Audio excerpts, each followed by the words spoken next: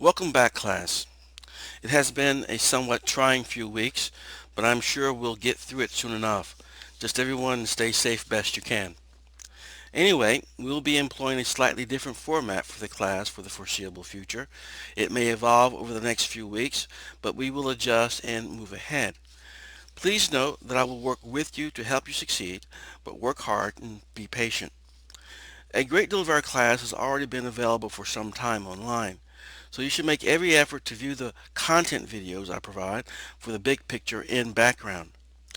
I will add some 5 to 15 minute lecture videos like this one to provide connections and themes presented and key topics covered. It is my hope that this will meet some of the objectives that were addressed during face-to-face lectures. We will be maintaining the previous format of lecture notes, quiz homeworks, other activities such as puzzles, videos, and short writing assignments, either in the form of short paper and or some discussions, and of course maintaining the focus on the unit exams. I will add a Q&A discussion for the puzzles and any other questions you may have about the material on your Canvas site. We have completed Unit number 3, covering Chapter 7, Schopenhauer and Nietzsche, Chapter 8, Psychophysics and Physiological Psychology, and Chapter 9, Evolution and Psychology. Now we'll begin the evaluation of Chapters 10, 11, and 12, Freud, Wundt, and Titchener being the key figures in those discussions. So let's start with where we have been so far. So far, we covered the philosophy of science. We examined Popper's falsificationism as being a driving factor as to how science progresses. We looked at Kuhn's paradigm, the idea of him looking at history and seeing exactly how did science progress.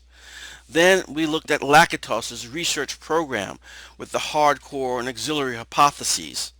Then we examined Feyerabend's notions of pluralism, practicality, and anarchism, saying this is what drives science and makes it progress. Then we looked at examining the philosophy of the mind, starting off with René Descartes' dualism, with the idea that the mind and body are separate entities. We also examined his ideas of doubting, how he doubted everything. He wanted to have certain knowledge.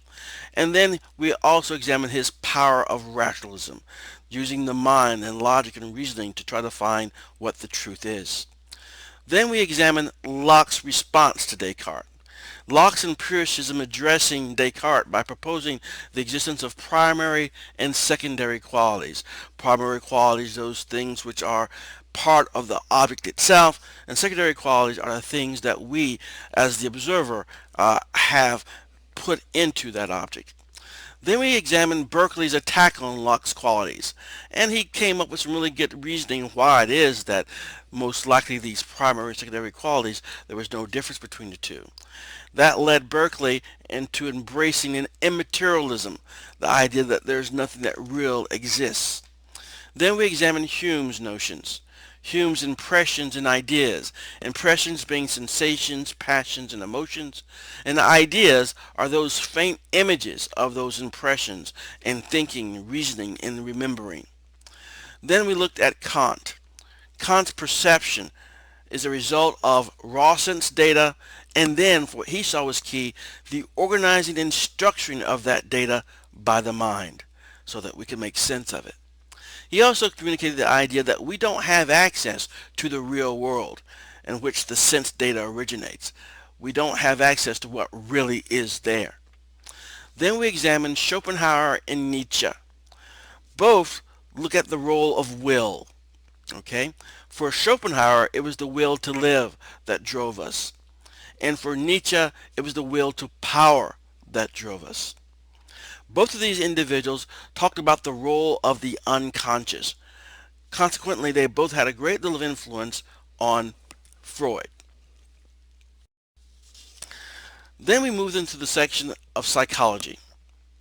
We start off with psychophysics, discussing Spinoza and his double aspect theory, which basically said two aspects of the same substance. Okay, that's what double aspect means here. He was offering this in sort of a contrary to the idea of dualism, where Descartes proposed we have something that is mental and something that is physical. Spinoza also offered the idea of panpsychism, which offered the notion that there is mentality or thought in nature. Fechner, he had the attempt to try to correlate mind and body. One of the key things there is he was showing that the mental can be measured when he employed psychophysics. Kant, again, we see him looking at the active mind and how we structure our experiences.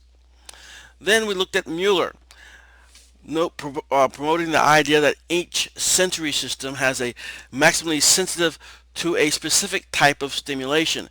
He also offered the idea or notion of vitalism.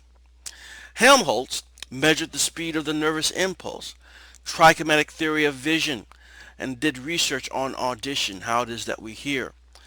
He then offered up the principle of conservation of energy to living organisms, thus refuting the ideas of vitalism that Mueller had proposed. Then we began looking at evolution, and Spencer, the individual who brought this idea of evolution to psychology. Evolution he wanted to apply to everything, which resulted in social Darwinism, the idea of the survival of the fittest. If you're not well suited to succeed in an environment, then that's well. We just let you fail. Only the strong survive. He also saw that there were mental states that were also adaptive. Again, remember the idea here is adaptation is about trying to increase the organism's chances of survival. And then we examined Darwin and his notion of natural selection, one of the key driving forces behind the idea of evolution. The process whereby organisms better adapted to the environment tend to survive and produce more offspring, influencing ideas of how this can relate to emotions as well as looking at comparative psychology. Now let's look at a preview of Unit 4, which covers chapters 10, 11, and 12. In chapter 10, we focus on Freud, and we see his theory that he proposes is sort of a synthesis coming from many different places and ideas from different individuals. We'll see how he saw unconscious as being a key motivating factor to our behaviors. We'll also examine some of his techniques he employed of free association and dream analysis, as well as the personality theory that he constructed.